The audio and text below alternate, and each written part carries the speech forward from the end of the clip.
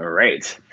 Um, yeah, so here we are. So we are doing our first core connections, and it's really interesting now doing this. So we are live on Facebook on the Core Conversations group page as well as on YouTube.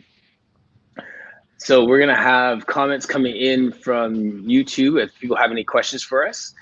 And other than that, we're just gonna have a conversation like no one's in the room, and just kind of just like what we've been doing for the last half an hour. Uh-oh. Let's keep it Uh-oh. going. Nice. So I'm it's in so funny trouble. too. No, you'll be fun. And it, like for those who are watching, I don't know who's anyone's out there yet, but like I didn't even know these guys knew each other when I thought about this conversation piece here. So yeah, so you guys can actually you want to just introduce yourselves first, and then we'll talk about how you guys even knew each other before this moment. Joel, how did you call me when he proposed? You know, like that we were going to do this thing together. You said, "Oh, I think I know Noam. He's Oh yeah, what do you?" I said I know this guy Noam, but he's kind of shady. So I don't know if you want him on your show or not. Yes. That's as well as we know each other. Yes. Oh, you start, Joel. Oh, okay. I'm Joel Crosby, and I live in Duluth, Georgia. I have the own the Vitality Method Studio, and I've been teaching Pilates for about 20 years now, and mostly in the Georgia area. And we have the facility that I'm in. We've been in this space for about 15 years. We primarily focus on Pilates, but we also do some personal training. We do some biohacking type stuff. We've got red light therapy, Katsu, red cord, different things like that we do on the sides. But our bread and butter is classical Pilates. Very cool. And I guess that's it to kick it off. I'll pass it on to Noam now. My name is Noam Gagnon. I'm French Canadian. So if you have any trouble hearing me or understanding what I'm saying, it's because I'm French Canadian. We're all crazy. Thank you very much, but we're fun. I'm a Pilates instructor, teacher training. I've been doing Pilates since 1987. Started to teach in 1992, 93. And what else can I say? I mean, this beautiful new space for us is the last 2 years called the Polaris Collective in Vancouver, BC, British Columbia. And that's it. That's it for now. Perfect. And for those who don't know me, I'm Martin Reed. I'm in Mississauga, Ontario, which is just outside of Toronto. I also started personal training and still do training as well in my space. And through this quarantine, I opened a Pilates studio in an existing space. And yeah, so I'm doing much like you guys. Like we have like a personal training space as well as a Pilates space, but the Pilates is like my bread and butter. So yeah, it's gonna be fun here. So starting to see some comments come in, but it's interesting. I don't know who they're from. So if your comments are coming in, put your name in there too, so we can say hello, and so we can do that. I'm gonna take a quick selfie while we got everyone here too. Let's have some fun with this. Figure this out. Hey. There. The one thing I forgot to say, we're also a studio that is formed to teach the Franklin method. I'm a Franklin movement educator, and so part of the studio I also use, as you guys are like you're doing personal training Sorry and about that. using the Franklin method as a way to help more students to do mainly primarily Pilates, but also the Franklin method. Yay! Ah, nice. So Leslie, Logan, and Brad are here. Facebook All using core right. conversations. Good Oh, friends of ours. We love Leslie and Brad. Yes.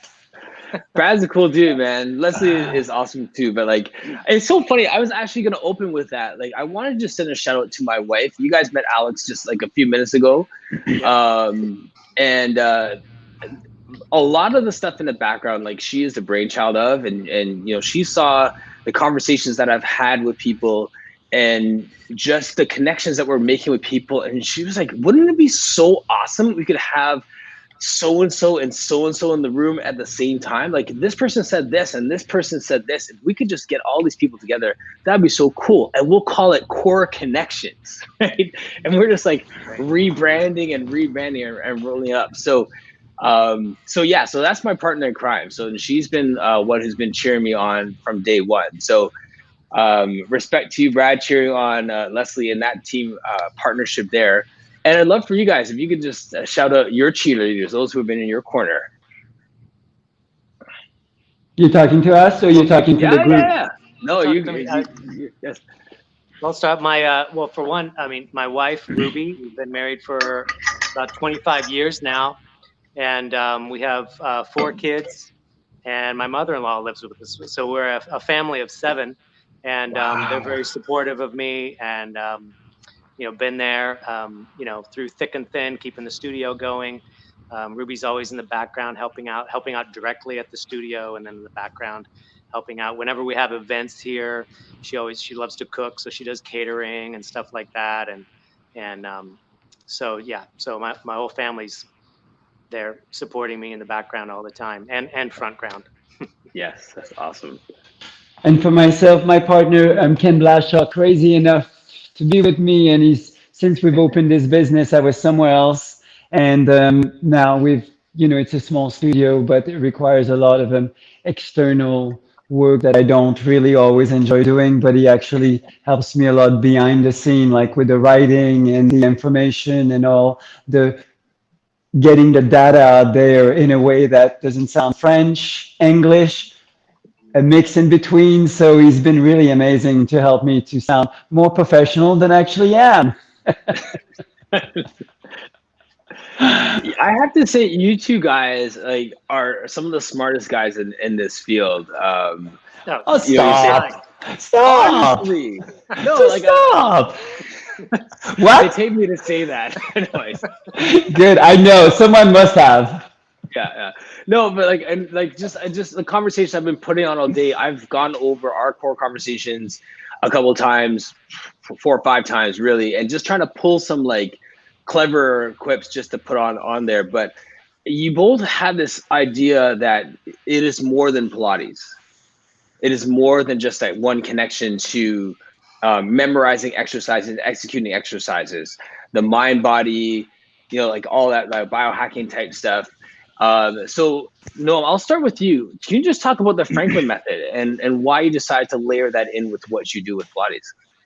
Well, after doing Pilates for almost like over 20 years, I felt some of the cues were amazing and some of the cues were not so amazing. What worked, I would say 95% with most people, there was always that percentage where I felt it took me hours to try to figure out how to get myself to understand what their body needed and really Okay. being able to understand. So you're saying scoop and they were tucking and, like the verses between scooping and tucking. And so just that really basic one where you feel you're over watching them overworked. And so I felt I needed more information. So basically for my birthday, a friend who also is a teacher trainer for the Pilates centers in Boulder, Colorado, was telling me I've been doing the Franklin method. You should try it. So for my birthday, I went and I loved the point of view of where Eric Franklin takes his information because what he shares is not about what he believes. He talks about science, and of course, his science and the information is really what he believes, and he's created a system for it. But what I love is that I have a point of view of what Pilates is, even if it's based on the elders like Jay and vintage Pilates and all that. But there's a point of view when I look at the body now, I look at it from what the body needs. The tail mutates, counter nutate, the pelvis goes halfway, the spine has all kind of different segments, the spine and all the attachment. So when I look at it, there's a very quick way for me to analyze what is too much, what is too little, and being able to balance the two. And it really helped me to form an opinion that was scientifically based when I look at the body and not so much knowing like scoop, Mm, pull your belly in, round your spine, which I feel sometime over time, it can be good to open the spine, but it creates more tension than function. And what Pilates I yes. think has the potential of doing is reorganizing function in a way to allow you to move better, to feel better without overworking or underworking. And I find with Yeah. that basic information of Franklin, for me, it has helped me to understand what that truly was instead of Very saying do cool. less, do more. Yeah. And for Joel, you have your background with personal training as well, like Noam and myself. So I feel like there's certain things I learned before I got to Pilates and some things I'm learning after. But altogether, there's all these different tools that we bring to the mat for people, right? So what would you guys recommend for someone who's like new to Pilates and they're just like, they've done nothing but Pilates? What is the next step for them in terms of their continuing education? I think for one, which it may be new for some people, is to really try, if you're a teacher anyway, to try to teach your clients to be more independent. I think that's a Okay. big thing. It was a big thing for me to learn that, years ago when I started working with Jay and Vintage. I would always do that a little bit, but not to the extent that I learned from Jay.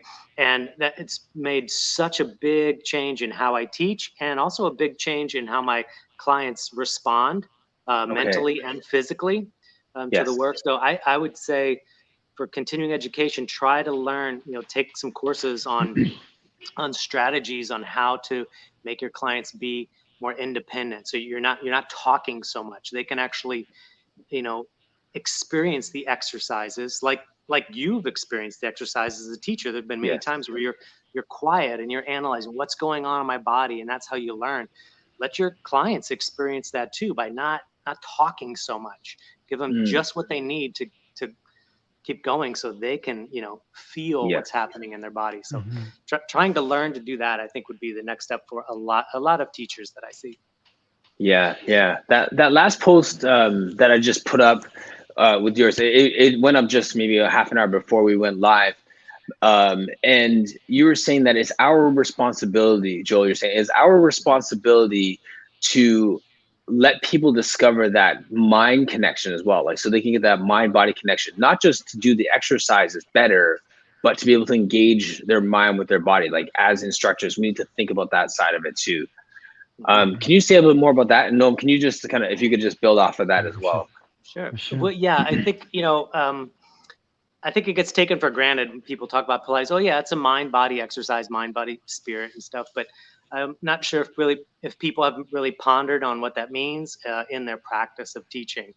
Mm. And the reason I say that is because I've seen a lot of teachers. I mean, teachers here, they're reluctant to um, push their clients to be more independent and use their brains more because you know uh, I said in our interview before, it's people come in, oh, they're stressed out, they're exhausted, I don't want them to have to think more. And I'm like, that doesn't make any sense. Yes. Just like your body needs to be trained, your mind does too. You're not going to do the 100 for them, you're not going to do the overhead for them, you're teaching them how to do that.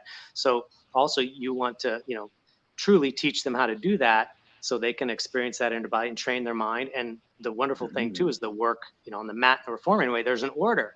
So learning that order is a brain exercise too. Don't Yes. Yeah. so try to start weaning off of telling them what's next, back off and let them experience it. So oftentimes when I'm teaching, in addition to telling people, hey, that was a good job on that exercise, I'm also telling them, hey, good memory, got it. I'm Yes, glad you that's a remember it. good Or point. or good or hey, you figured that out on your own.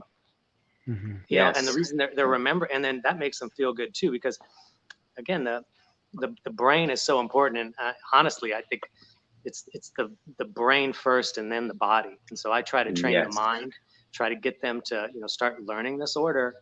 And they'll forget, and but so I have developed techniques to give them just enough to try to get the brain going as well too.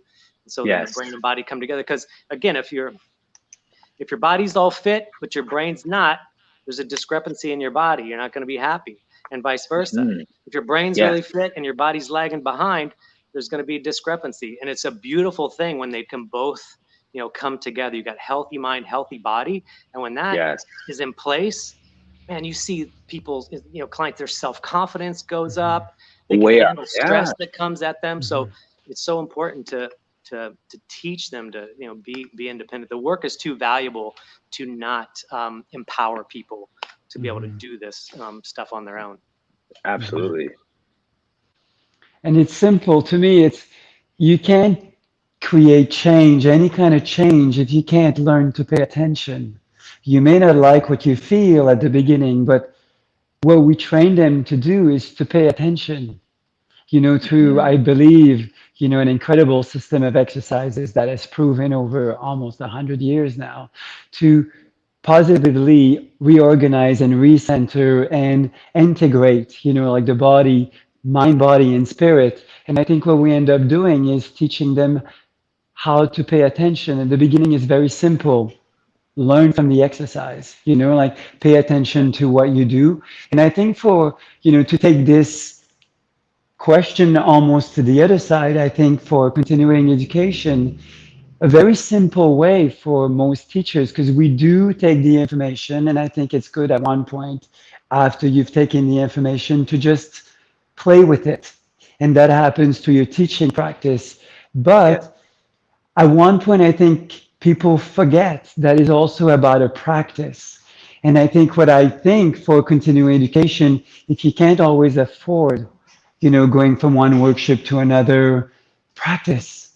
Practice and take the risk to play with the information not trying to apply the information Feel what your body is doing and let your body inform you, where do I meet with what I know? And what do I need to do in between to meet that, instead of always learning to work from a place of imposing what we think we're supposed to do.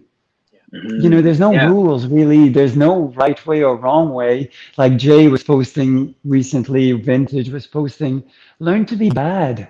Learn to allow yourself to learn from what it truly is happening, instead of always placing and mentally going, this is how it's supposed to be. Let it be and enjoy yourself from the reality of enjoying truly what is. Because in real life, we don't spend our time. Right now, I'm not always thinking, pull my core, lift my shoulders, round my spine.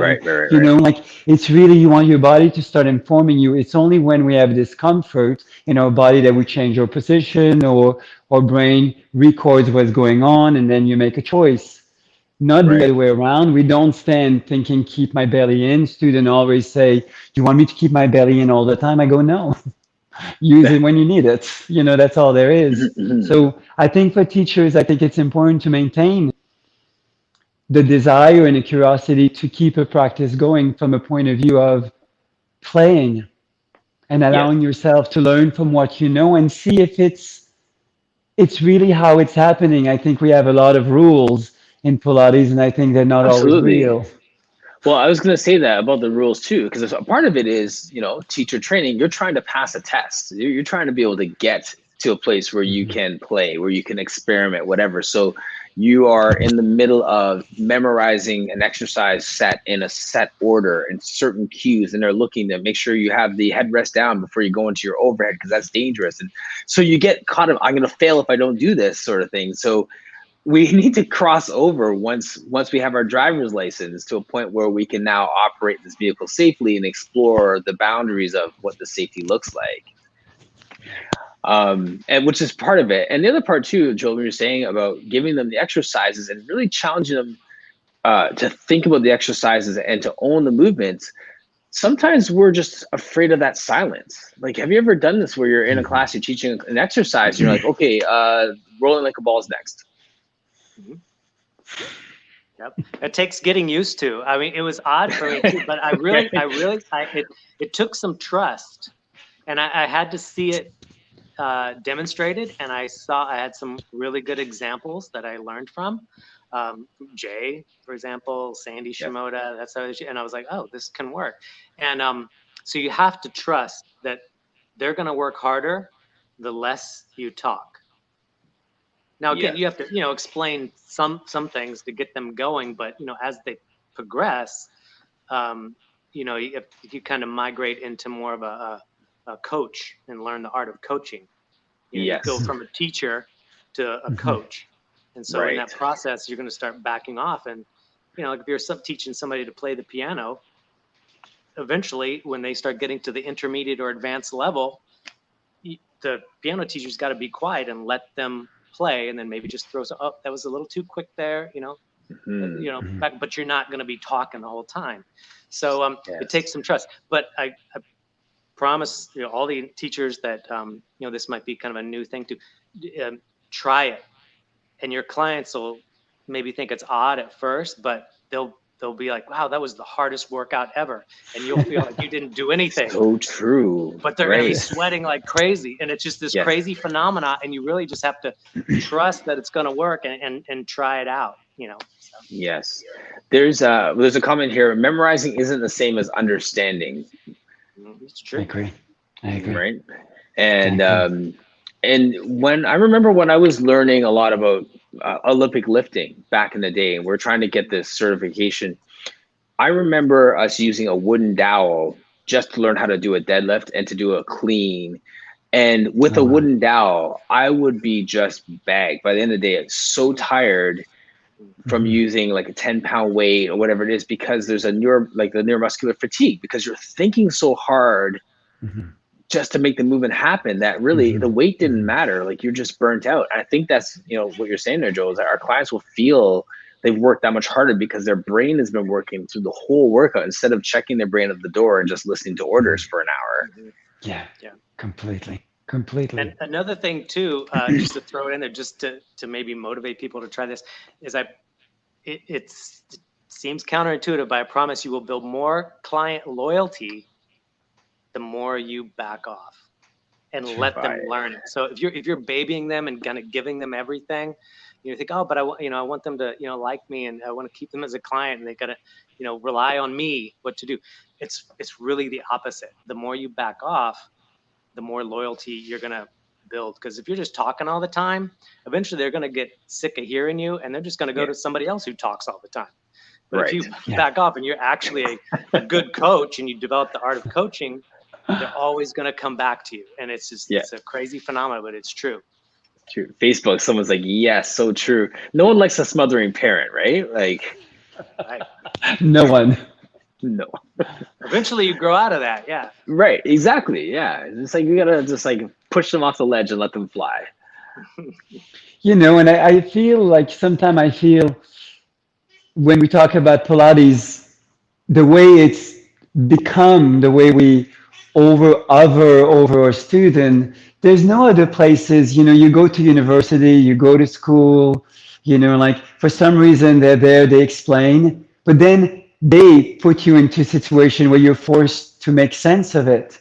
Yes. Otherwise, you haven't learned. Like I wouldn't be able to form sentences every time they remind me what A was, and then B was, and C was. And I know people say, but it's so hard. I don't, and I go, no, it's not that hard. You got to get rid of that. So I feel now the way I'm dealing with my new students or people that have been the new students are easy because you can start them from scratch and they don't question it. The one that have been trained the other way, they wait. And you have to go be courageous to wait for the silence. And then they go, what's next? And I go, what do you think? And then they go, well, I don't know. And then I go, think about it. We've done this, this, and this. And they go, yes, this one. So you force them to be active in a very positive way. And the next time they have a better chance to remember it because you don't always tell them. Sometimes there's a delay. Like when even myself, when I'm learning something and I go, I know it's there. And you expect them to say it right away or to know it right away. And you just need to give them a little bit more. And I go, the exercise after is short spine. What is short before? Short box. Yeah, right. Okay. And I go, you find ways to, and I don't say the amount of springs anymore. I don't. And then they go, how many springs? I say, how many do you want? They say, I don't know. I'm like, well, just try it. And they go, it's too heavy. It's one. I go, you're right. When I stopped telling them because otherwise they feel that if they do two springs, if they continue with two springs, I go, how does that feel? Do you feel in your arms? Yeah. I'm like, they go, well, yeah, it's very in my arm. I'm like, well, it's one spring. Then I'll play with that. But then I don't tell them how many springs. Oh my God, is it right or wrong? I go, doesn't matter. The fact is, over time, your body will go, it's too hard. Like it's too heavy. It's too light. It's not enough. And I go, then it's great because you feel their body is telling them the information instead of them waiting for you. And I'm trying to figure out new tactics with people I've been doing Pilates for many years, or even with me priorly, the way I Yes. used to teach.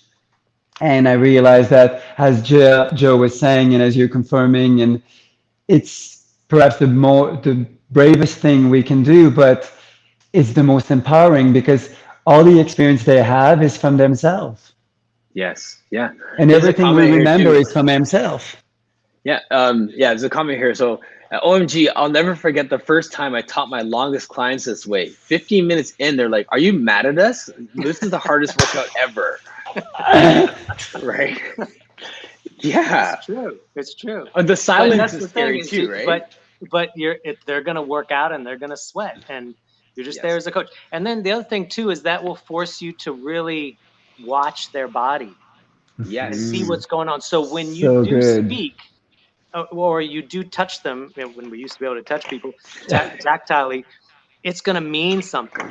Yes. But if you're talking Yeah. all the time, I mean, especially men. Sorry, but if there's a female instructor and she's talking the whole time, Mhm. I don't know if it's genetic in men, or eventually I'm going to tune you out and I'm not going to hear anything you say. So Oh man. let me do it. Let me experience it and just tell me what I need to accomplish this. It's true. So when So you're we just teaching men, totally dive just deep on it. it's a better technique for everybody, but especially if you're teaching men. Be Yeah. quiet. Just give them the one or two things that's going to change the exercise the most. And if you're quiet and you're watching, then you can actually learn. You can't talk and learn at the same time. It's impossible. You have to Okay. watch and observe. This is, or maybe even figure out what is it. Something's off. What is it? There it is. It's that one thing. Do this. Boom, and then Yes. that changes the whole exercise rather than telling them Right. 10 different things. Yeah, it's funny. And the beauty, I do that with clients, and the beauty of it is, and I guess the art of it is not cueing everything at the same time. So when you're Yeah. using those like those specific and those targeted words, you can let them move safely and almost like let something go while they're focusing on something, because you know that next time, next session, whatever, you can add that next layer in, and they can get good at the minutia of the movement instead of giving them Yeah. 17 cues for every exercise. It's Right. true. Well, and if they have a good experience, they're going to come back. So you've got all the time in the world to work on these other things rather Yes. than trying to fix it all in one session. And Yes. One thing. I think as teachers, we get confused thinking that if I describe or constantly prescribe what the exercise should feel like, or describe every minute movement breaking down until the exercise, then I'm actually a good teacher. I don't think Yeah. it's true. I think there's a time and place where when they come in the first time, you can describe and prescribe perhaps from their point of view of what they're feeling, where you Yeah. would like them to feel it. Said should I feel in my belly? And I said, great, excellent. But over time, I think we use a lot of words because we think that if I prescribe or describe everything that should be going on, I'm actually teaching well. And I think it's the opposite, Yeah. actually. Right. Yeah. Yeah. It's the And opposite. also, and thinking too about that too, no, just going off of that, like, do we trust that we're like what we've taught them they're retaining? Like if I'm giving the exact same cues week over week over week, are they actually retaining it if I keep giving them cues? Like maybe I give them less cues, or like you said, let's see how I much they agree. actually know. 100 roll up. Yeah. Like, and then see, what do they know? You've been here for 6 weeks. You've been here for 5 years. What do you know? Thank you. Yeah. Mhm. Well, Yeah. I think that's important too. It's funny because I've always kind of thought of that, but one of the instructors that works at my studio, she actually did that. She actually Okay. said, okay, it's time for your test. What? And let's go, do your 100. And it was brilliant because, well, for one, she warned him. She says eventually, she was kind of joking. Like, she says, you got to remember this because someday I'm gonna test you, and they're like, yeah, yeah. And then like eventually she's like, okay, today's the test, and so she was nice and helped them along, but it kind of put it in a context like, oh, I might be tested on this, in a fun Yes. way. And Right. so Right. that put it on them. Like, I actually need to start learning this a little bit. But she Yes. was amazed actually how good they did And they surprised themselves. This one, yeah, Right. That's the best part. She went right Yeah. up. She went right up into her, high scissors and surprised herself. That first of all, she remembered it, and then she just did it without the teacher cueing them. And I thought that was brilliant. I said, I think I might every once in a while do that. Warn them that there's going to be a test. Yes. Yeah. Just keeping it fun, of course. Yeah. Yeah. Exactly. And then that just goes back to what you're saying about the brain there, Joel. Like, their brain is free in the sense of I'm not listening for instructions. I can just flow into the exercise and flow into the movement, and their body can just be free in that moment. That's amazing. Well, I think it's Pilates. It is a skill-based exercise. I think because you have to layer on things, and so when you're teaching someone the skill of, I'm going back to the piano. Well, every once in a while you have recitals, right? That you got to do. So the recital, it's like, okay, not that Pilates is a performance by any means, but you are trying to teach a movement skill that's going to help people in everyday life or sports. So I thought it was kind of fun to throw that out there. Like, it might be the test. Maybe a test. Leslie Logan has a comment here too. And she's just saying, like, the more awkward, the better. Like, she thrives on those awkward situations and growing for them. So if she could go, Leslie, go. Yes. That's when we grow, right? Like, really, that's what completely. We want to be comfortable, but we only grow in those uncomfortable situations. Right?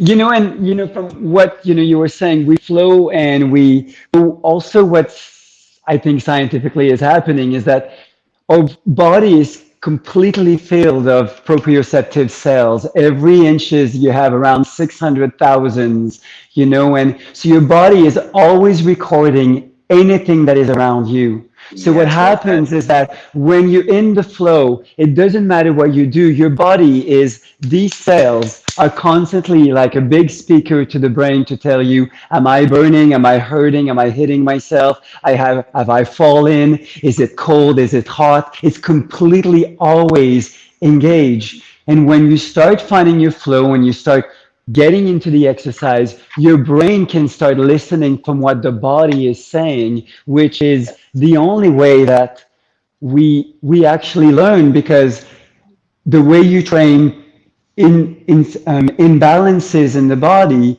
you don't have to do, I think we were talking about that the last time we did an interview together, but no 50% more, 70% more, you need to redo the pathways on the side that you're not comfortable for a minimum of 6 to 8 weeks before your body has recorded a new pathways in your body. And that takes a long time. It's not just say, because I sleep always on the same side, I stand on the same side, I find myself teaching from the same side, I sit on the couch the same side, I lean on the same side. And even when I try to do it on the other side, I find myself internally going, oh, that doesn't feel good. And I go there and I go, damn it, I did it again. And then I go back and then I go, oh, that feels good. Your brain is constantly doing it. It's a survival mechanism because we're made of viscosity and our body is not a brick wall or a solid wall. It's constantly in motion. So these viscosity, but also the proprioceptive, are always telling you what is going on in your body. So I think what really is happening when we start doing that is that your body is paying attention and giving, like a microphone to your brain to go, this is what's going on, this is what's going on. And then you can learn from what really is going on. And usually everything we know in our lives is coming from ourselves, from an experience of some sort. So I go, if we can find a way to stop the noise of what they think there should be or should do or how they should be doing it, and perhaps not liking always what they are feeling when doing it, but reminding them that it's going to take a while. There's a process. And at the end of each workout, if they do feel an improvement, bingo, you're on the right track. 1% will lead you to 100% until you get to the next step, the next step, the next step. And I think if they understand that it's not what I think most people tend to go to Pilates often is to get fixed, but move and enjoy the workout and feel good about having a system that will always be there for them. And I go, you've got everything you need. Absolutely. I was saying the other day to a colleague, like we are in the business of celebrating progress. Ah, I love it. Mm, yeah, that's nice. Yeah, that's beautiful. Yeah. And whether it's personal training and saying, hey, you did 25 pounds and you did 30 today, that's Mhm. progress. Or, hey, you did your high scissor on your first try without thinking about it. That's progress. Mhm. Yeah, Yeah, yeah, that's great. Yeah, what kind of moves can you do? It's Right. different from personal training. It's like how much weight can you lift sometimes, but in Pilates, it's like, hey, you can do this move now. Which Yes. to me, I think movement always beats exercise hands down. Training movement more than exercise. But Yes, absolutely. training, getting people to do movement. Now you can roll like a ball. Mhm. Now you can have your feet go over your head and it doesn't crush your windpipe. That's great. Yes. Yeah, that's a good thing, isn't it? That's a it's a good good thing. thing. It's a Yeah. really good thing. Yeah. Well, that's like my post the other day. Like I was doing stomach massage and I just transitioned and kept going. And when I was going to Yep. post it, I was like, I'm going to post the transition because that was the hard part for Yes. me. Yeah, Yeah. I liked that post. That was a good post. It's good. Like, man, like that's, yeah. And I didn't celebrate that progress in my own work until yeah, that moment, so, but Well, I think that's it's really good to interesting. that point, Martin. It's good to not to as a teacher to not take those things for granted, but like you said, bring them out to our clients. yeah, Because those Yes. little yeah. things sometimes we'll miss them, and like because we can do it, or other teachers can do it. But when our clients do little things like that, like being able to take the springs off, trying to think of other examples. I've even one. Here's they remember how to put the leather loop inside the handle correctly for a short Yes. spine massage. Whoa, you did it!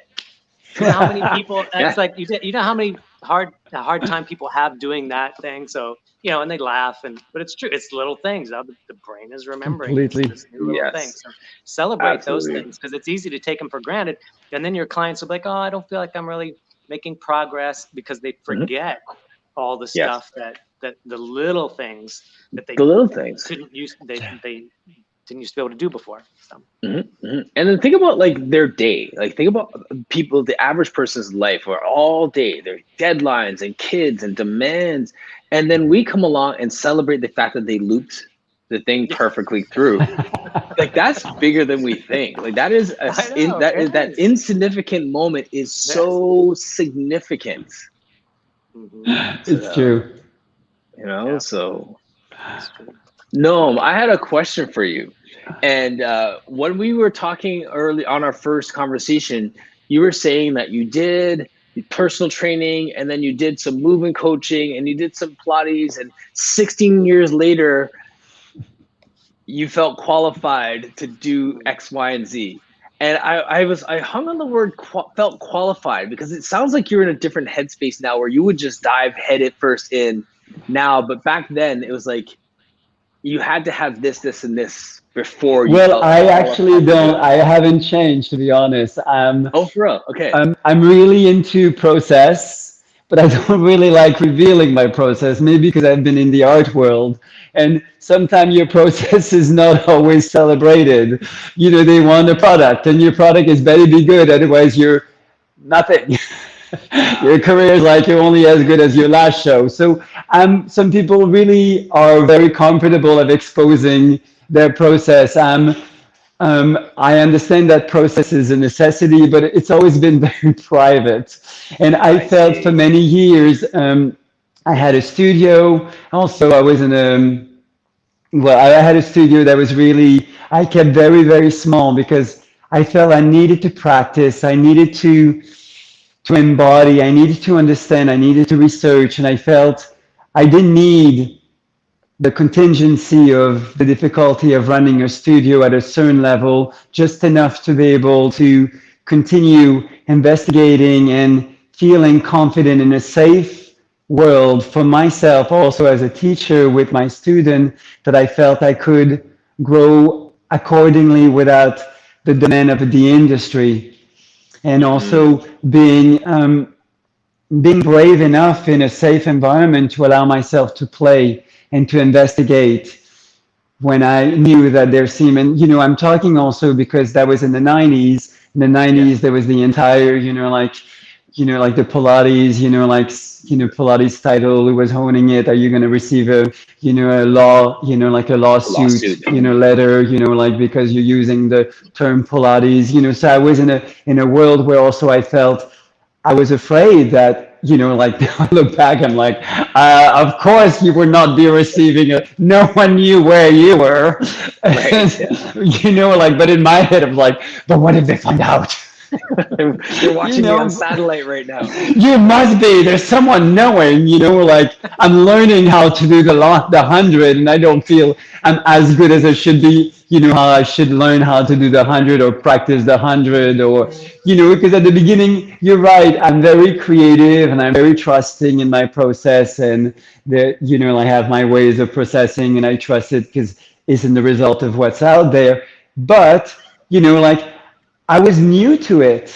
Like I kept thinking, am I doing it the right thing? Am I understanding? I kept researching, reading, like watching, whatever was on the internet, like taking courses and stuff. But I kept thinking, like, I felt I was missing my center, and I was looking Yeah. for it. So I always had that doubt of going, like, am I doing it right? Am I on the right?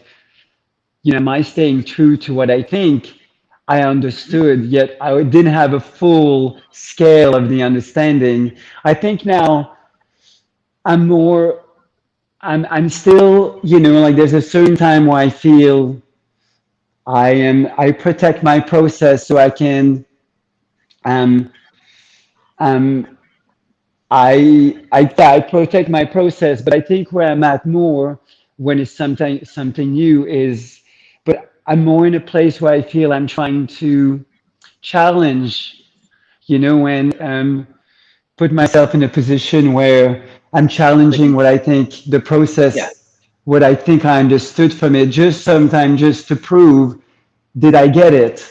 And I Yes. feel Yep. the next step is really the exposure and the relationship between people that either know a lot about Pilates, different types of Pilates, or don't know anything about Pilates, and see how do I gravitate like a compass? Yep. How can I negotiate what we were saying, trying to keep them safe, trying to make them feel knowledgeable, trying to make them feel that whatever they know, they have a great understanding, because wherever you are is the only place you can be, and helping them to find a place to embrace that place without an insecurity of wanting more or feeling you have not enough or too much. Like Yeah. really trying to make them feel owning the moment is in whoever they are.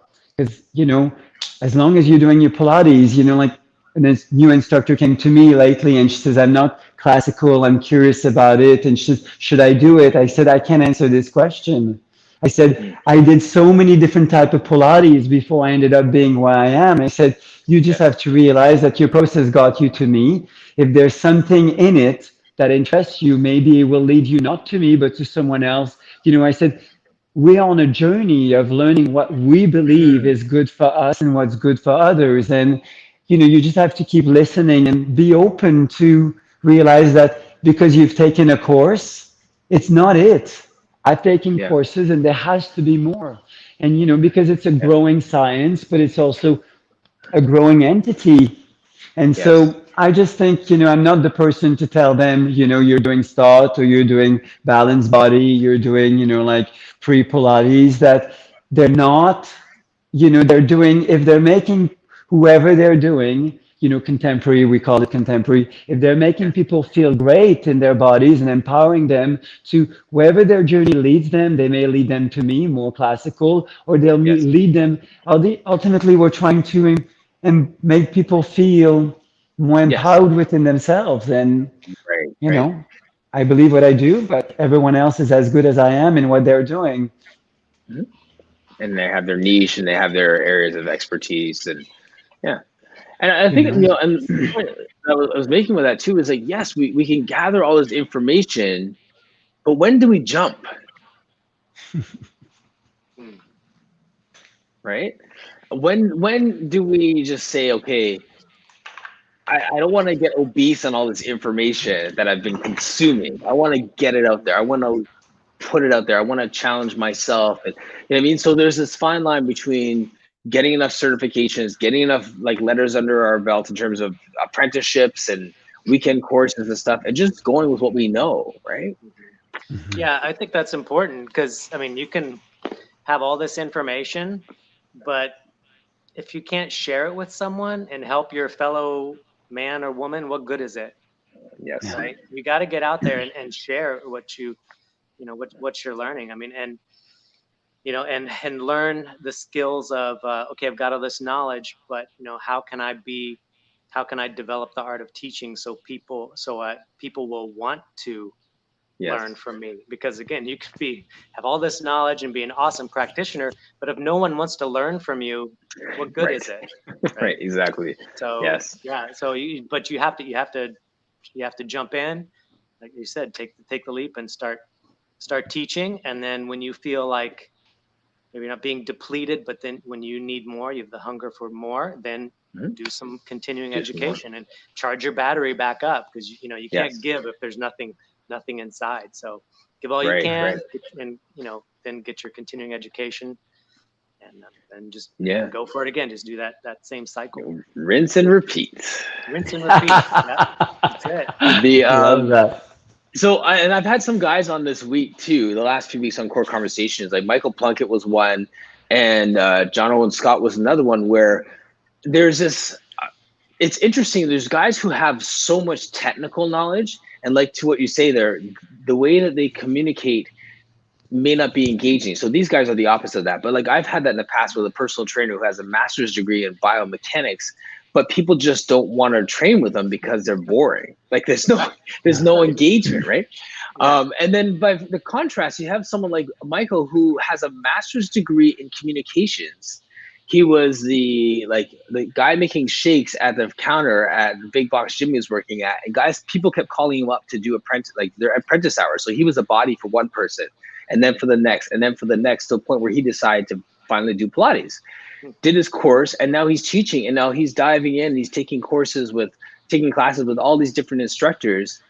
So you have someone who has this long pedigree of understanding communications and a short line of Pilates knowledge, relatively speaking, who is probably going to have more to offer his clients because of his good cues and his understanding of communication with his limited Pilates knowledge. And he's going to grow that Pilates knowledge, but he's going to continue to be engaging and connected to his people because of those soft skills outside of it. Mm-hmm. So I thought that was an interesting dynamic, because there's people who have 20 years of Pilates experience and really zero experience of listening skills, right? and they're not offering as much. Yeah, I mean, people. I mean, like in any type of sales or something, people buy you right first. Yes. Yeah. Yes. So there is, it may be that the person needs to take some continuing education on, communication skills. Get someone like Leslie, get some coaching from her on that kind of stuff, those type of soft skills and stuff like that, because that's extremely valuable. And I've seen personally, at my facility, there's some instructors that are very knowledgeable and they've been in the fitness industry for a long time, but man, they just cannot keep clients. And it's sad because they're from my perspective, I mean, they're good teachers technically, but they just can't connect with people. So they get continuing education on how to do that if you want to make a living in this industry or make some money in this industry. Make some money doing what you love to do. So. Yep. Right. Well, you have Those to are hard speak to the conversations person to have, right? Yes. Yeah. Go ahead, Joe. That would be that's really true. I wouldn't want to have that. Well, I've had those conversations, but you're right. They're really hard to have, but I think at the end of the day, we have to remember that it's not about us. Our knowledge is, if you can't communicate it to a place where your student can relate to it, then you're not speaking to anyone. And I feel every time I get a new student, I try to ask them, what do you do? Where are you from? Why are you interested in that? A little bit, we always ask a little bit of information about their history, because it gives you an insight of who they are. And I think you need to speak from the point of view of what you think at the beginning they're able to understand. At the beginning, I would never say the word butt, move your butt, squeeze your butt, and I would say, your gluteus maximus. And you're like, I could not find it because I was, like in a predominant, like teaching women, and I didn't want to tell them squeeze your butt, like I didn't want to use any words that would actually it had to be technical for me to feel that I would not get myself into trouble, or, it Right. had to be very mechanical on some level and very aseptic, like, so I would go feel safe. Meanwhile, they all know I'm gay. Like, yeah, we're safe. Yay. But inside, I really felt I could not say, and yet I was trying to use those terms with guys. Like, you mean my butt? You want me to squeeze my butt? I'm like, okay, just yeah. And then I realized, like, and or some level, people they say, what do you mean, my quads? You mean my thighs? Like sometimes I think keep it simple. Yes. And all that information build a relationship. Is like in the Franklin method, we get trained inside out to understand the molecule, like we get trained from the bone to the muscle all the way up to the organs, and how the fascia of the organ, how everything is interrelated. But Yes. if I start speaking from that point of view and you have no basic of information, what's the point? You'll go, yeah, maybe they'll say, oh my God, he knows so much. Meanwhile, you're like, I can't relate to anything he's saying. So I think you have to gauge your audience, and I think and it has to happen every day depending on the type of mood they come in as well. The pandemic has been an interesting spectrum of moods I've been dealing with. Sometimes you go, woo, okay. Just trying to figure out how we deal with that one right now. Like we're not going to have an intense conversation, but there's something going on, and we need to figure out how to negotiate with that. And it's part of our job as well, and I use humor myself to negotiate with that. But I think knowledge is nothing if you can't, like being able to communicate it to a level where someone is having their own haha moment of going like I get it, instead of going like, yeah, I think I understand what you're saying. You go, well, it's your body. At the end of the day, it doesn't really matter if you think you understand. I need to find a way for you to understand what's going on in your body, because I won't be there in 5 minutes. I'll be in my own. Yeah. So I hope I can help you to find your own, and that's tough. It's a really tough one. It is. That's probably the hardest part. I have Michael Brown. Like he didn't sign on to YouTube, but he's been sending some messages and some comments here. And going back to our conversation about people understanding the exercises and the movements, he was saying here earlier that one of the Joe's rules in his Joe's applies in his studio was like, if he was giving you exercises for the reformer and he gave you the exercise and you didn't remember it, he would just walk away. Sounds like Jay. Yeah. Well, and then, Joe, I think, when Joe had a little cart he had pictures on there, and it's like, he expected you to know, okay, I do this one, I do this one, I don't do that one, I do this one, again, because he's trying to train them to learn. Yes. I mean, Joe was a boxer, right? Yes. He probably got some coaching. This is how you box. And then eventually, I mean, any boxing gym, you're like, okay, I want you to go over for 5 minutes on the heavy bag, then to the speed bag, then jump rope, and then do that. This is your assignment for today. So you got to remember how to do it. Yeah, you get some private lessons, but eventually you got to learn how to box, because I'm not going to be in the ring there with you. Mm-hmm. So, Joe he didn't baby his clients. I mean, which is good, in some ways. Yeah, exactly. It's one of the things that too I was going to say earlier with that is when we want to make that transition to make our clients more independent, and we kind of peel back on our words or those sort of things.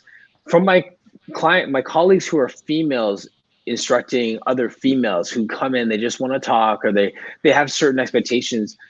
I don't know if you found out with your colleagues who are females too, but it seems like they're the ones who say it's tougher to transition, to flip the script on their old clients. Yeah, it might be. I can understand that at a certain level. I mean, I can't 100% understand that. Yeah. And sorry, if you're in the comment section and agree with that, please, or disagree with that, please put in the comment section, because you're three guys talking about a female experience right now. Yeah, we know all about this. No. Yes. Yeah. That was you saying that, not me. It could be. Me either. You're on your own. I try. I mean, most of the instructors, in fact, Yeah, all of the Pilates instructors at my studio are women, and so that issue does come up. And so to make that transition, you have to start at least easing into creating more of a teacher-student relationship. You know, and I emphasize that from day one. I want you to be friendly with your clients, but not overly familiar. And that can be kind of tough if your personality's Yes. quick and stuff. I mean, and if that's happening, whatever you do, do not sit down while you're teaching, because now the energy lowers and now you're on their level and you're going to start talking. And I see it all the time. Stand up. You're the teacher, they're the student. And I know that may create separation, but you if you want to have that type of relationship where they're not talking and chit chatting so much, you have to maintain that. And so figure out some way to start doing that a little bit more, creating a teacher-student relationship. Right. Whatever it takes to do that. Yeah, that's interesting about the standing. I mean, I find that I'll squat or I'll sit down to get an angle, like to understand what's happening, that sort of thing, right? But like, I feel like I'm gonna be like, as soon as if it's something about as soon as your butt touches the floor or your butt touches the mat next to it, or then it just does something to energy, and all of a sudden, conversation starts happening, which can be okay. It's not, but it can go on too long, and then it's like, now you're here to exercise, and then what happens is then that happens all the time. I've seen it happen for months, and then the client's like, hey, I'm really not getting any good results from Pilates at all. And so because you guys are chit chatting all the time. Do you walk by that? Like, do you see that happening to students? You just walk by like blood boiling and just seeing the same conversation happening every time a client comes in? Sometimes.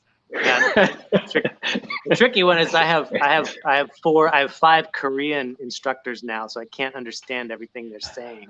So they're talking about you.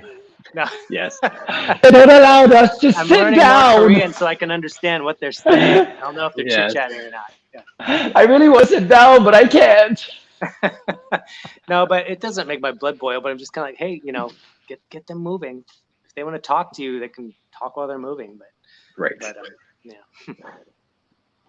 I find for me, I let them, like I feel like there's always, depending of the age of the student, like my older clients need this moment of community, that moment of connecting, and I feel I let them talk, and then over time, like for some reason, the older clients have less issues wanting to learn the lexicon of what Pilates is more than, my mid, they're just going like, I see 100 and they roll, they talk. And it happens within 10 minutes, I find a question going, can you feel that? Can you try to find, or what do you feel? And they go in, and for some reason, everything goes shifts. Depending of the mode, and usually with my older clients, I for sure let them, entertain, a little bit. They need that, different place of their lives as well. They understand their limitation. And what I love learning from them is that often if I ask a little bit too much, meaning like I have, what's the word I'm looking for? I impose on what I think they could be doing, they always end up doing, which is brilliant. Say, I'm trying. And I go, damn it, thank you.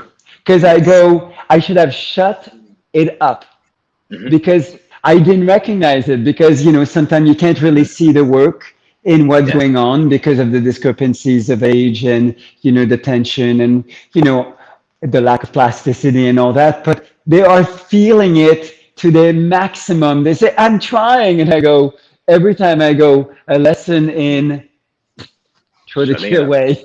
Right. Shut up.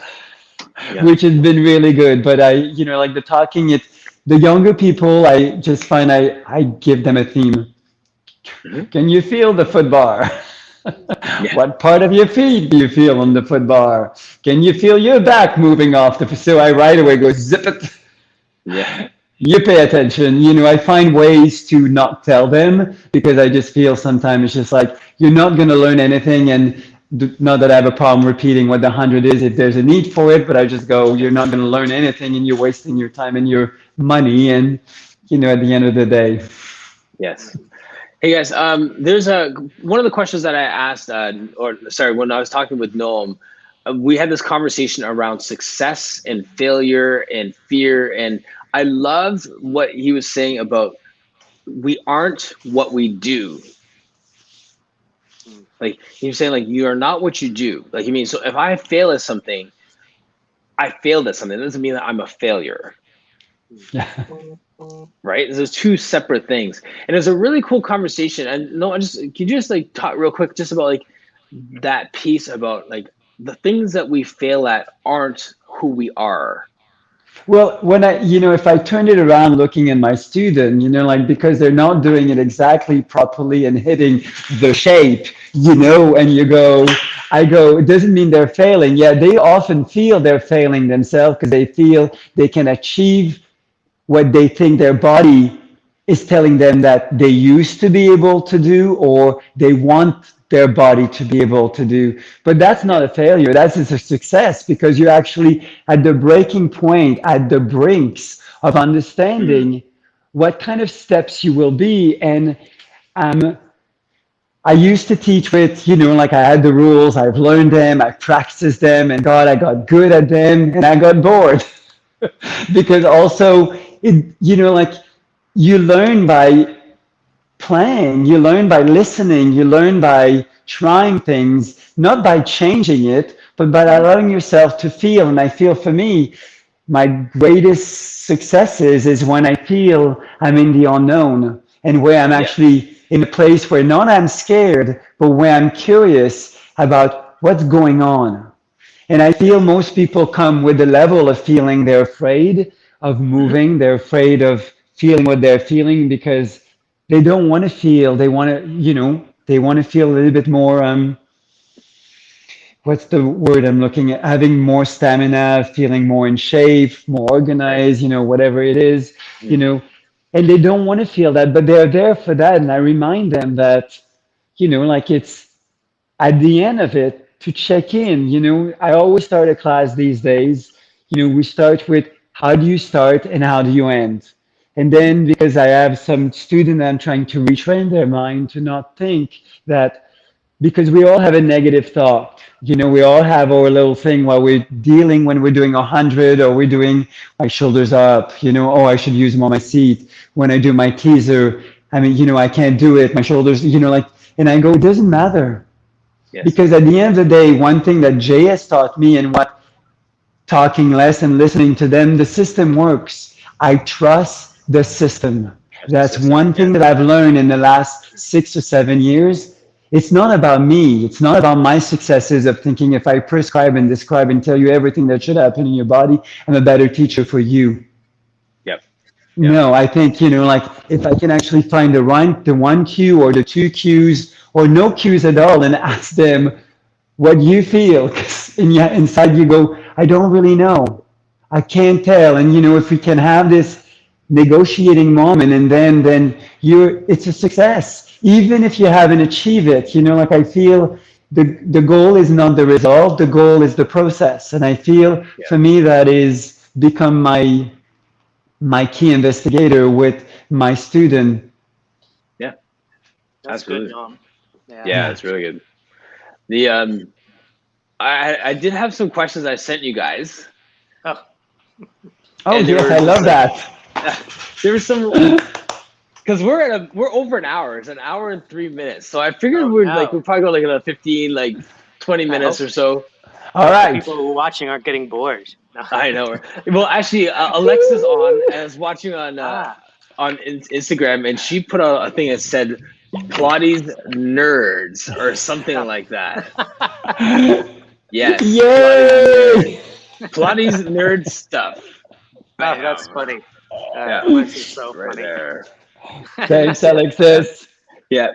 So, and it's true, right? Like, we're geeking out on all things Pilates at this moment and talking higher level stuff, not like, how do you do an exercise? It's like, what's going on in someone's brain, and how are we doing that? Like, I love one of the lines that you said, Joel, like, we're talking about stimulating the brain. He says, or we can just basically just get weaker and older. That's our option. Oh, I love that. Take your pick. Take your pick. Yeah. Yeah, it's like the Earth. Gravity never stops. The gravity's trying to recycle you into the dirt. So Yes. you can fight that, Wow. or just go with it. So. Right. Exactly. So The word of the no, day. if I was to ask Joel, would you rather live in the ocean or live on the moon? What would he say? You would say ocean. Is that correct? Ding, ding, ding, ding, Yes. ding, ding. Listen to me with the conviction, like I know. Oh yeah, then yeah, ocean. You had so much swagger on that answer, man. Like you just Oh lean yeah. back. Woo! Look who's the nerd, huh? It's too funny. So Yeah, continue. so Joe, Okay. what would Noam say? Ocean or moon? Oh, ocean. You're right. Meanwhile, I Hey. was thinking like I wanted to answer neither or. I wouldn't see myself in the middle of the ocean except if the ocean is warm. If the ocean is like very, very warm, thank you. But the Atlantic Ocean, I'd rather die. Not on the Yeah, moon. I'd rather not exist. Sorry, I'm gonna die. Anyway, so too kill me funny. now. Bring me back to the earth with gravity. Question two, Noam. So would Joel have the superpower of invisibility or flight? Um, oh, this one is a tough one. No You know, swagger this time. say no, no, no, no, no, no. I think invisibility. Oh no, I picked flight because I think I would get in too much trouble being invisible. Oh, Hmm. Moving on. interesting. Would Sorry, Noam rather the superpower of flight or invisibility? Which one would Noam choose? I think Noam would choose flight. I did. Oh, did you? Yeah, Okay. Yeah. yeah. Oh, the first one, ask him what he thinks. Would I be on the moon or the ocean? Oh, you No, already asked. Yeah, I I did. said Yeah. ocean, ocean. Yes, ocean. Yeah, right. I've answered it. It's good to know I you've been hate them thinking. both. Yeah. I hate them both. Don't That's hate funny. them, but I wouldn't live well. So, no, would Joel rather live in somewhere where there is snow or somewhere where the temperature never goes under 100 degrees Fahrenheit? This was a tough one. It's a tough one because I think, Joe, you could live in snow for sure. I think you would like cold. But it's a big question. You I were would. right. You were right.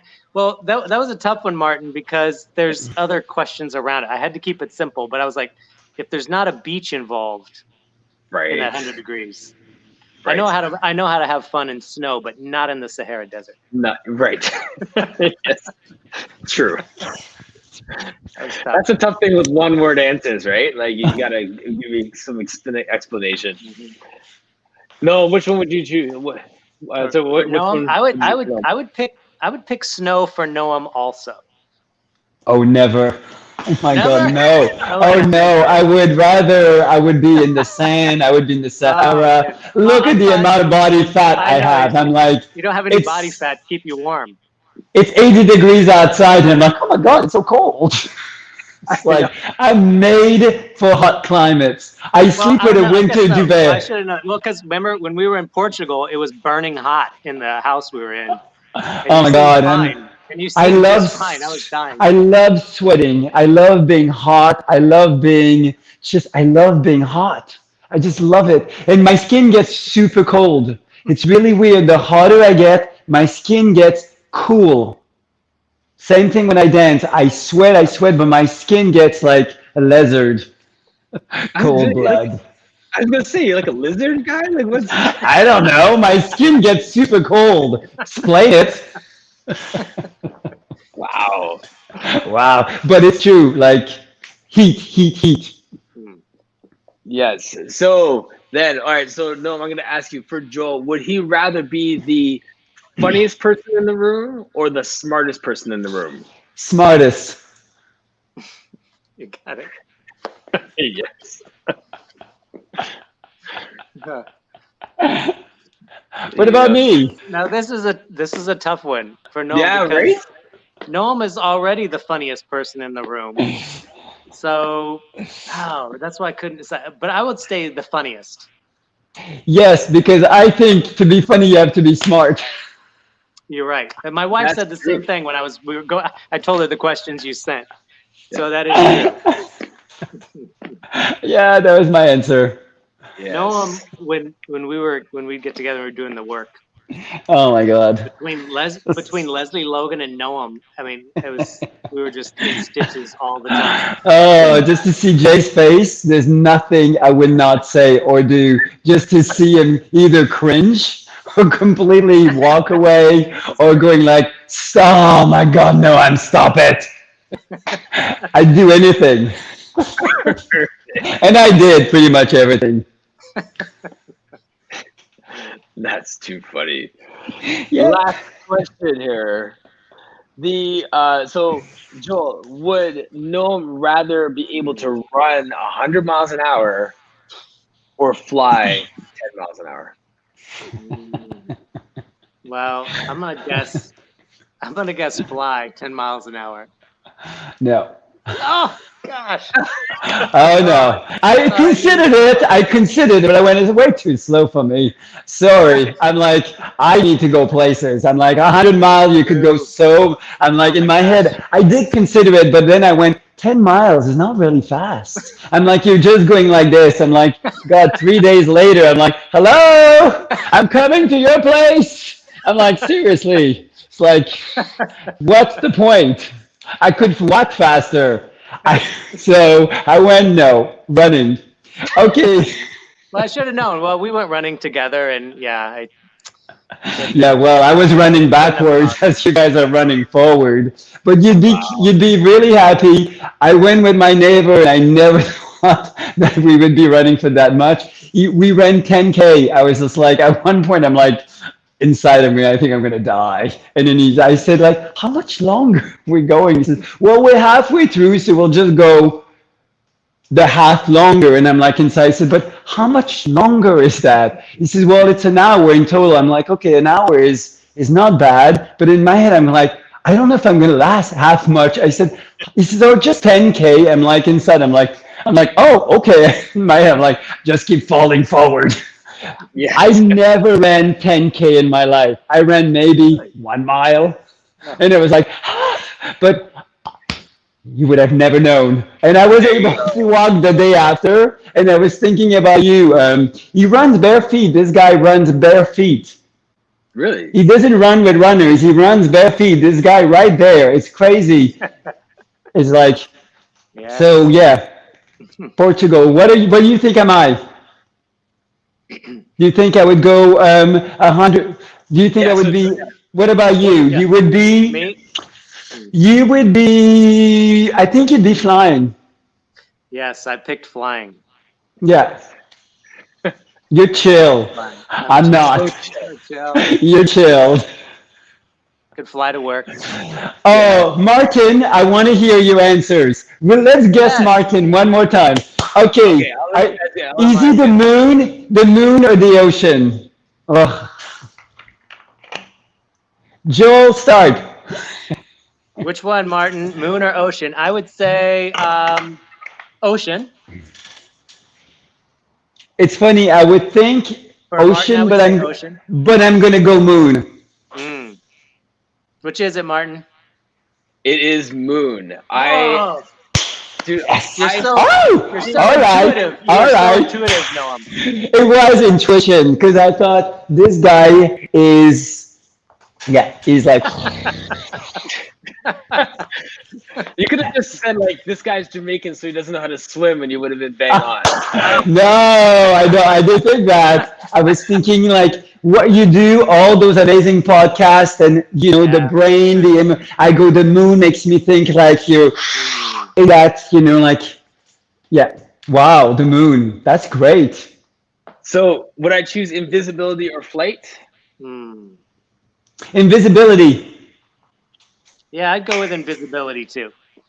Yeah, actually, I would have done invisibility. You're right. Wow. Yeah.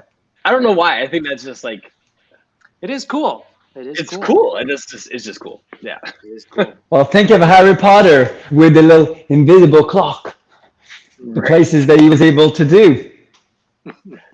True. Third one, would I choose snow or a place never under 100 degrees? That's a tough one. I would say Hmm. place 100 degrees, never under 100 degrees. That's my gut. I would say you'd say snow. Oh, wow. Split. You know what's funny? I would actually choose snow Mm, because if I'm cold, it's easier to make yourself warmer again. If you're hot, like there's no respite from the heat. yes, Yeah. I do agree with that. That's true. You can always take clothes. You can always put more clothes on, but you can only take so many clothes off. Right. Before you Yeah. burn to a toast. Yeah. It's true. Yep. Okay. Next. Funniest person in the room or smartest person in the room? Wow. You're the smartest person in the room, I Yeah. would say. I would say the smartest. What do you think?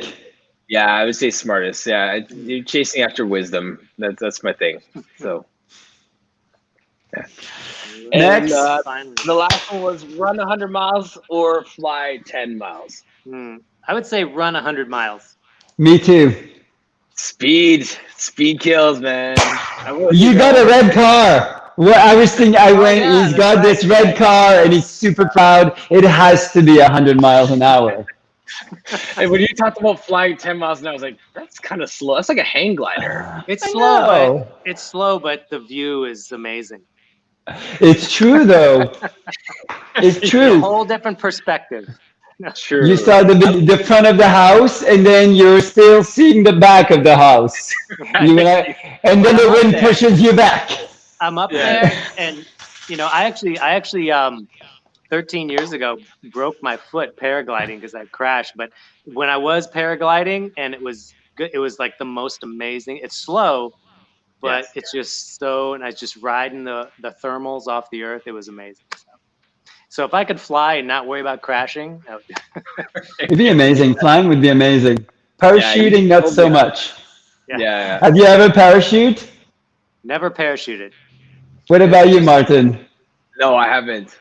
I would. Well, it's not like in the movies. When you watch them, they seem to be jumping and then they seem to, you actually going down every second 100 miles.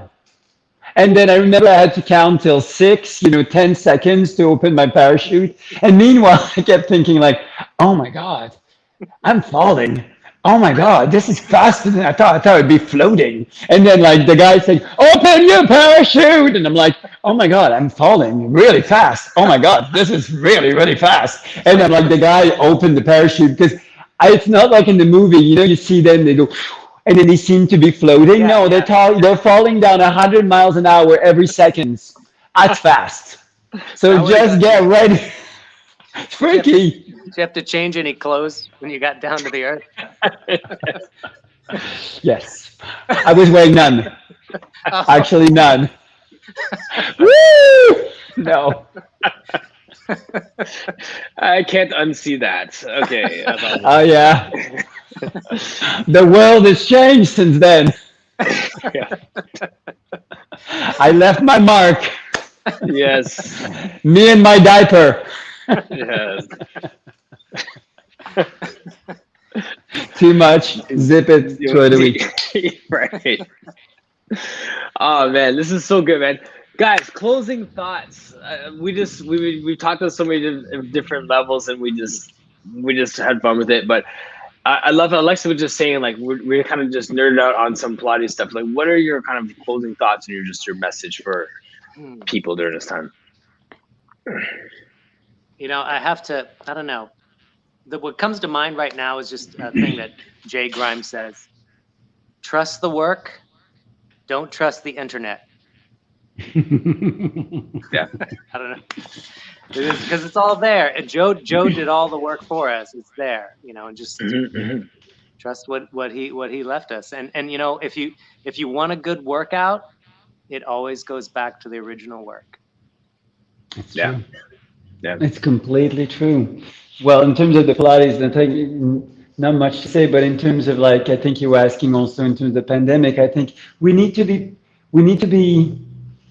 brave, and I think we need to be very vigilant and smart. In Vancouver, I felt so panic like everywhere where around the world, but we were doing so well, extremely well. Our numbers were really, really low. And we, within the last month, our numbers are getting higher than when the pandemic started Mhm. Mm. because people are at the beach, people are not paying attention, people are gathering, people are not really realizing the importance of what is truly happening. It is, like a dangerous, you may not die out of it, but the impact of what it can do to your lungs will change your life.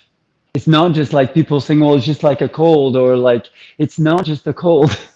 It is not just the flu. It attacks your lungs and it will turn it possibly into popcorn. That's the worst, and you can't really breathe when your lungs are into popcorn. You need new lungs, and that's not a good day. So I feel like, for me, I'm watching what is happening in our cities, and every day our numbers are doubling. And I'm really alarmed because as much as I know that I was prepared, knowing that there would be possibly a second wave, I'm not prepared for it. I don't Mm. want it. And I don't think, I think we're up for, a surprise when the fall is coming, the flu season is coming, like there will be less light, less sunshine, we'll be stuck inside. I think I keep saying to people, this is serious. We need to pay attention and we need to not only do it for ourselves, we need to do it for others. And I think we're not out of the wood, and I think we need to pay attention like we do in our practice, Yep. but we have to do it for others. Someone was saying, why are you wearing a mask when I was outside? I said, oh, I said, I'm doing it also for you. Yeah. Right. Like it's Right. not always like me. I'm like, I'm doing it for you. I'm doing it for your grandmother. I'm doing it for, not only old people now dying, young people also are starting to be really, really affected. And so I think we have to be brave and vigilant and smart, extremely smart. And Mm. we have to restrain our natural instinct of wanting to not pay attention anymore because we Yeah. think we're going to be okay Right. because there's Right. no Yeah. guarantee. It Yeah. is very, very sobering for sure. Yeah. Yeah, we Absolutely. have to keep, yeah. Yeah. I think, What about you, and Martin? yeah, I was thinking about that. And there's a saying that came to mind just as you were saying those two things. And my kind of closing thoughts would be like, ask for help. We Right. have had some amazing opportunities to connect with amazing instructors. Like even just tonight, the friendships that we've built through this pandemic is from just like asking questions and learning. And we get a chance to just have some amazing instructors to learn and to do classes with. So the whole Pilates Mhm. community has upped their game in terms of learning and understanding and teaching, and the nuggets and stuff that you guys have said tonight are all so key. But I still come back to the saying, asking for help isn't a sign of weakness, it's a sign of Mhm. wisdom, Mhm. Yeah, it's That's true. true. right? So Yeah. ask for help, ask for cues on how to learn from other people. If you need help, you're running a class, ask people to promote your class for you. If you need help financially, if you need help, whatever it is, like actually ask your community for help. Like that's the wise thing to do instead of suffering alone during this time. I agree. Yeah. Because there's many things that I want to do for a studio, like very soon, like doing little fundraisers. One was done for my studio at one point. I think, like it just makes us closer and it makes you feel you're being supported. And I think there's so many things we can do with our times when we all have a little bit more time that we can do to help each other. And I think we can gather our strength and our power and our communities to assist one another. And I think that's the beauty of the internet these days. And I think you're correct. And I think anyone who needs anything, from this, who wants help for their studio to promote, send it our ways. Like not only me, I'm sure both of you want to do that, but I think Absolutely. it's easy. It's easy to do. And it's fun to do because you feel you're doing something for someone else that, I find there's a lot, you get a lot back when you give, Yes. Yeah. you know? Mhm. Yeah. Absolutely. Very nice. Good stuff. Guys, this has been super fun. We should It has just been do fun. this every week. Should be. I'm a big fan of both of you. So Me too. There's nothing like vodka. Look, I finished it. It actually was gin. Imagine I barely ever drinks once a year. Imagine when I'm drunk. No. Party! Imagine, yeah. Yeah, I could imagine. Too It's much, funny. huh? Too Yeah. much. Love you guys. Such All a right, pleasure. guys. Awesome, man. yes. So great. Thank you again, Thank guys. you. Thank you. All Thank you so right. much for having us on, Martin. I love your show. And Ben, thank this is great. everyone for watching. Hopefully you nerd out with us, and hopefully you've learned a few gems. And again, if your studio needs anything, like I'm saying it, I would gladly help if we can figure out timing to be able to help anyone out there, or Yes. suggest, or anytime. My time is, I would make it completely available. Yes, absolutely. Echo that. All right, guys. Thanks again. Have a great night, guys. All right. Bye. Thank you, everybody. Take care. Thank you.